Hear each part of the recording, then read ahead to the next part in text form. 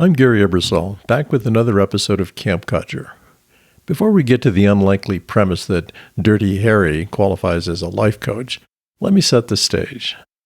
When folks over 70 get together, you can usually expect the conversation to quickly shift to ills and pills, or organ recital if you prefer. It happened to us the other night when we met some friends for dinner. The litany of our latest ailments began so quickly, I don't think everybody was seated before it started.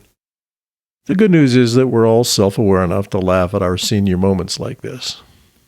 On a positive note, sometimes out of these inevitable health-related discussions come words of wisdom. That night was one of those occasions. We kicked off the dialogue when one of us mentioned the outcome of a rather serious fall. The fear of falling is always with most seniors, and many of us can recite recent falls. Sometimes we just assume the occasional fall is inevitable and hope the damage is, at most, a minor scrape. Sadly, that is not always the case with older folks, as any ER doctor will tell you. The conversation took a turn toward the topic of prevention, and I volunteered my recently adopted practice of using trekking poles when hiking on trails.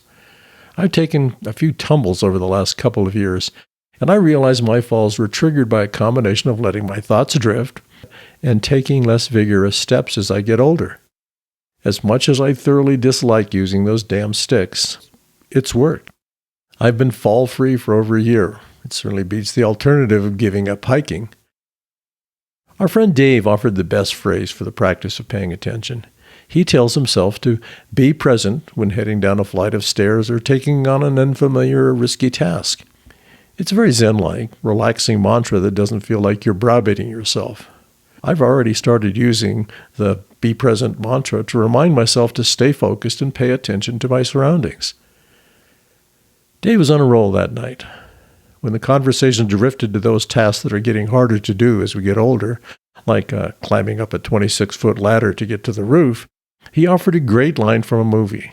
In a dramatic scene from Magnum Force, Clint Eastwood, in his portrayal of Dirty Harry, says,